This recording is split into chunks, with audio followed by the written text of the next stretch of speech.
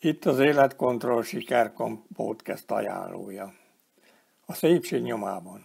A szeretet és a szépség kéz a kézben jár, és biztosítja a jó kedélyállapotot. A jó kedélyállapot határozza meg a jó létállapotot, és nem fordítva. Tanuljunk és gyakoroljunk együtt az Életkontroll iskolájában.